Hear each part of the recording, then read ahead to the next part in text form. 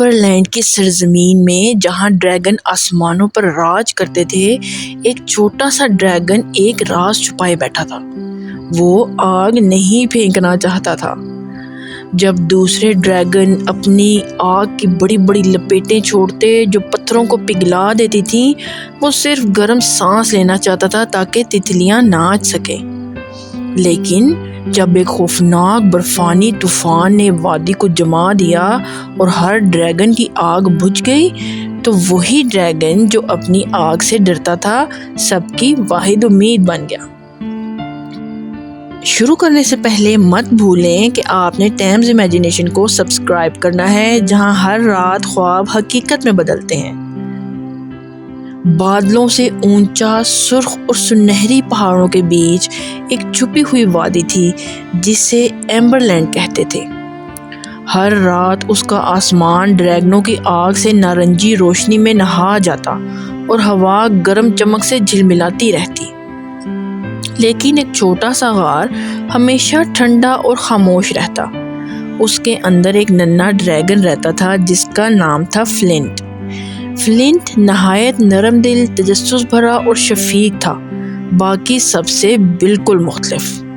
جب دوسرے ننھے ڈریگن دھاڑنے اور آگ پھینکنے کی مشق کرتے، فلنٹ دریا کے کنارے بیٹھ کر اپنا عکس دیکھتا۔ اس کی آنکھوں میں حیرت تھی، آگ نہیں۔ ایک دن ڈریگن تربیت دینے والا جو اس کا ٹیچر تھا، اس نے کہا، فلنٹ اب تمہاری باری ہے، اپنی آگ دکھاؤ۔ فلنٹ نے گہری سانس لی، اپنے گال پھلائے اور بس دھوئیں کا ایک ننھا سا چھوٹا سا بادل نکلا۔ باقی سب ہنسنے لگے۔ یہ تو اپنی ہی آگ سے ڈرتا ہے، شاید یہ ڈریگن نہیں چھپکلی ہے۔ فلنٹ جو ہے وہ اداس ہو گیا۔ اس نے کسی کو سچ نہیں بتایا تھا کہ دراصل میں وہ آگ پھینکنا چاہتا ہی نہیں تھا۔ اسے درخت جلانا اچھا نہیں لگتا تھا، نہ ہی جانوروں کو ڈرانا۔ وہ چاہتا تھا کہ لوگ اس کی وجہ سے مسکرائیں، نہ کہ اس سے ڈر کے بھاگیں۔ اسی رات فلنٹ نے ستاروں سے سرگوشی کی، شاید میں ڈریگن بننے کے قابل ہی نہیں، شاید میں ٹوٹا ہوا ہوں۔ ستارے دھیرے دھیرے ٹمٹمائے جیسے وہ اسے سن رہے ہوں۔ دن گزرتے گئے، پھر ایک صبح آسمان سرمئی ہو گیا، گہرے بادل جمع ہو گئے، سورج چھپ گیا، ہوا نے پوری وادی میں شور مچا دیا اور پہلی برف کی پھوار گری۔ ڈریگنوں نے پہلے کبھی برف دیکھی ہی نہیں تھی۔ انہوں نے اپنی آگ جلانے کی کوشش کی، مگر ٹھنڈی ہوا نے سب کے شعلے بجھا دیے۔ جلد ہی ہر غار اندھیرے اور سردی سے بھر گیا۔ چھوٹے ننھے ڈریگن کانپنے لگے، طاقتور بوڑھے ڈریگن ایک دوسرے کے قریب سمٹ گئے۔ ایمبر لینڈ کی آگ ٹھنڈی ہو گئی۔ اپنے چھوٹے سے غار سے فلنٹ نے جھانکا۔ اس نے دیکھا اس کے دوست لرز رہے ہیں۔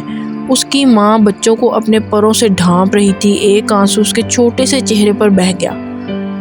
مجھے ان کی مدد کرنی چاہیے، چاہے میری آگ کتنی بھی چھوٹی کیوں نہ ہو۔ وہ طوفان میں باہر نکلا، ہوا نے اس کی دم کو جھٹکا، برف اس کے پروں سے چپٹ گئی۔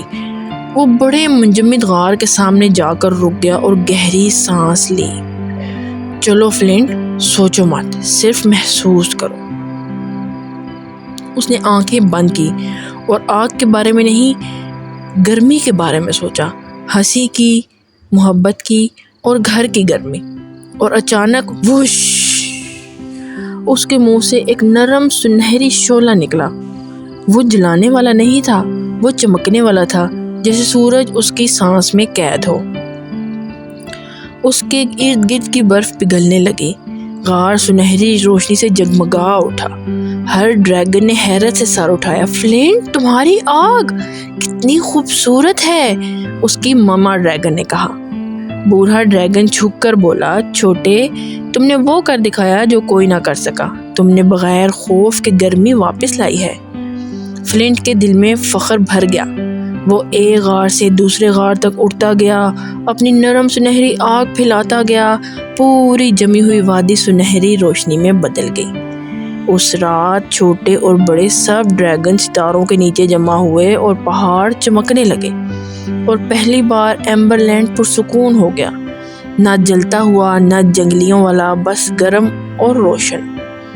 فلنٹ نے آسمان کی طرف دیکھا اور مسکرا دیا۔ اسے آخرکار سمجھ آ گئی وہ ٹوٹا ہوا نہیں تھا، وہ صرف باقی سب سے الگ تھا، مختلف تھا، اور یہی فرق سب کو بچا گیا۔ تو اس کہانی کا سبق یہ ہے کہ تمہاری نرمی ہی تمہاری طاقت ہے۔ کبھی کبھی دنیا کو دھاڑ کی نہیں بلکہ تمہاری گرم خاموش چمک کی ضرورت ہوتی ہے۔ تو میرے پیارے سننے والوں، کیسی لگی آپ کو کہانی؟ اگلی کہانی کا انتظار کیجیے، تب تک کے لیے اللہ حافظ۔